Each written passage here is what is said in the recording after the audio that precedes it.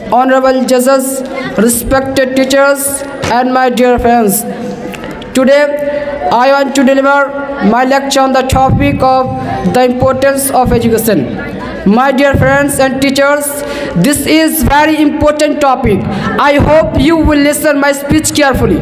My dear friends, education is considered to be a gift of modern age, but in fact, it is the gift of Islam, which was given on 1400 years ago. Because when the sun of Islam was enlightening the world was passing through the dark ages of history. Ignorance was prevailing all over the world.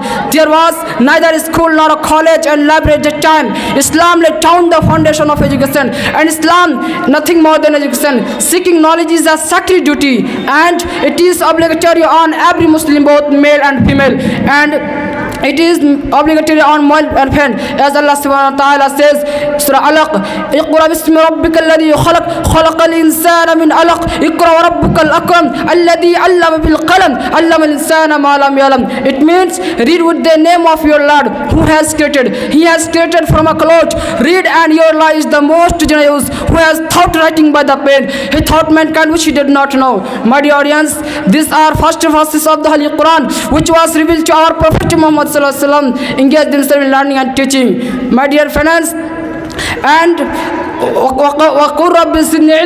my Lord, increase me in knowledge. This verse indicates that whatever we know is limited. We need to ask Allah to increase our knowledge. Seeking every knowledge is good, but the knowledge of Islam, the knowledge of Quran and Hadith, and the knowledge of fiqh and Sharia are better than the modern education, which makes our iman and deen perfect and will. As it is mentioned in Surah Al-Fatih, إِنَّمَا يَخْشَى اللَّهُ مِنْ عِبَادِ الْعُلَمَاءِ إِنَّ اللَّهَ عَزِيزٌ غَفُورٌ. It means truly only those who fear Allah from among his servants who have knowledge. Indeed, Allah is exalted in might and forgiving.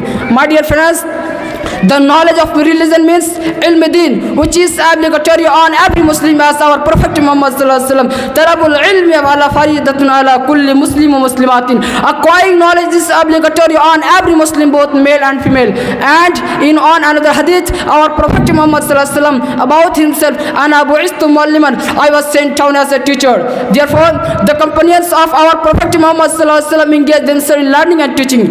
They sit down in a corner of the mosque or house and acquire education and good behavior. Due to their valuable efforts in a short period of time, they are considered most civilized and cultural. My dear friends, education can be divided into types. One is the Islamic education, and second is the modern education. It is the responsibility of every parent that will educate their children with both types of education, because by the religion education, our children will be able to differ lawful halal and lawful haram, and they will know what is Islam, what does Allah want to us, why we have been created, what is Tawheed, Salat, Zakat, and Hajj.